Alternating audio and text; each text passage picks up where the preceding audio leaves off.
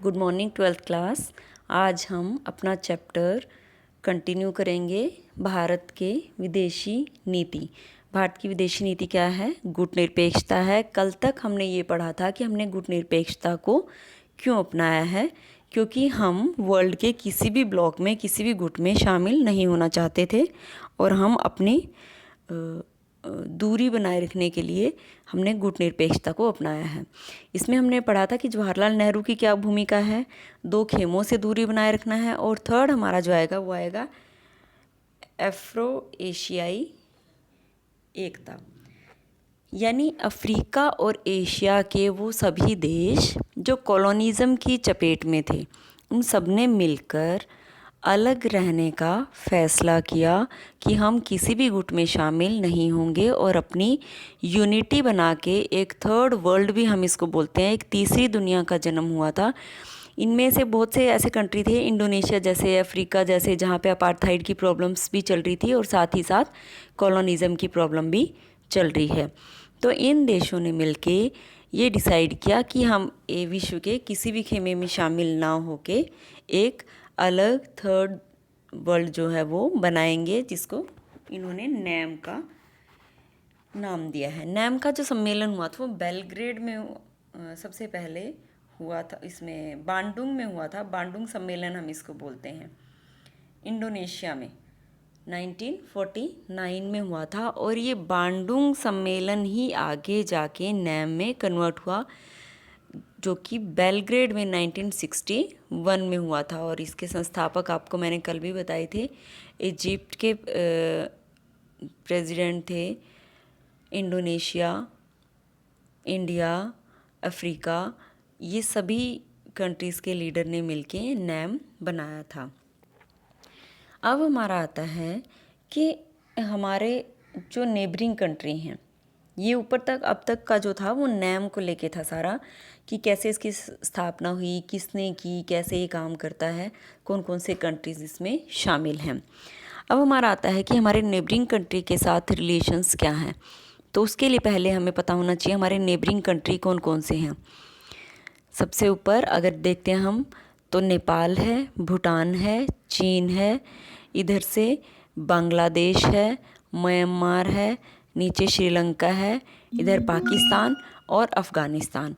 8 countries की boundary India share करता है। तो इनमें से हम सिर्फ चीन, पाकिस्तान, श्रीलंका और नेपाल, बांग्लादेश, इन 6 कंट्रीज़ के बारे में हम डिस्कस करेंगे। और शायद से हम ये दूसरी बुक में कर भी चुके हैं। तो अभी हम कर रहे हैं चीन के साथ।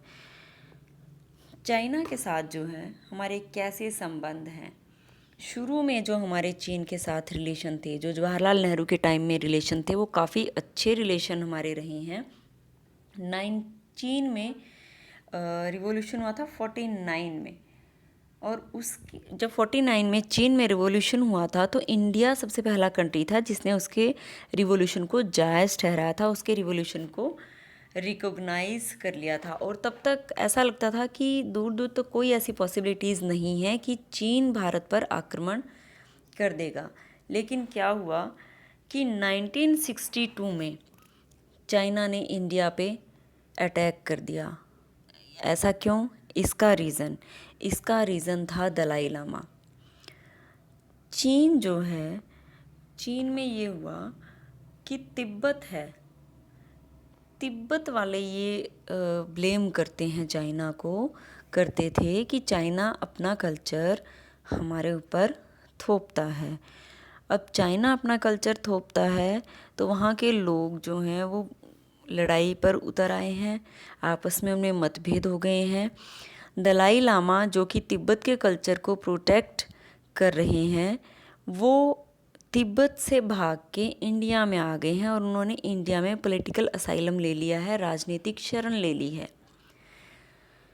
अब इस बात से नाराज़ होकर चाइना ने इंडिया पर अटैक कर दिया। ऊपर अक्साई हिल्स और इधर अरुणाचल प्रदेश तक चीन जो है वो बढ़ गया था। ये सारा जो आपको इस पेज पे दिख रहा है, ये सब आपका दलाई लामा के बारे में बताया है।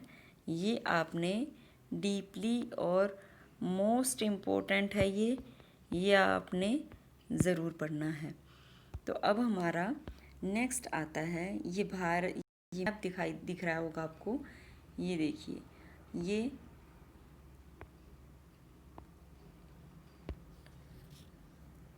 ये आपका चीन नज़र आ रहा है, ये सारा ये नेपाल है और नेपाल के ऊपर यहाँ पे तिब्बत है। तो तिब्बत के लोग क्या कह रहे हैं कि चीन वाले अपनी हमारे ऊपर थोप रहे हैं, लाद रहे हैं। अब यहाँ पे है हमारा अरुणाचल प्रदेश और यहाँ था अक्साई हिल्स। तो चाइना ने इधर से लद्दाख पे और इस साइड से इसने अरुणाचल प्रदेश के काफ़ी अंदर तक चीन घुसाया था। अब हमारा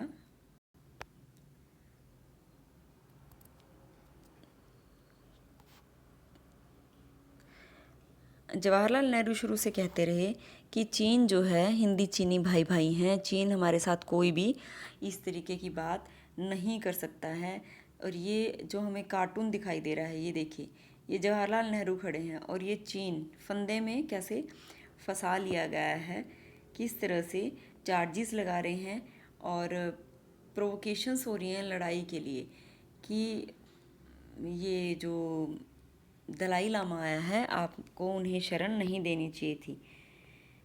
माओ से तुंग है एक तरफ और एक तरफ जवाहरलाल नेहरू हैं, और उनकी सारी जो बातचीत है वो बेकार हुई। इसलिए यहाँ पे अब हम ये कह सकते हैं कि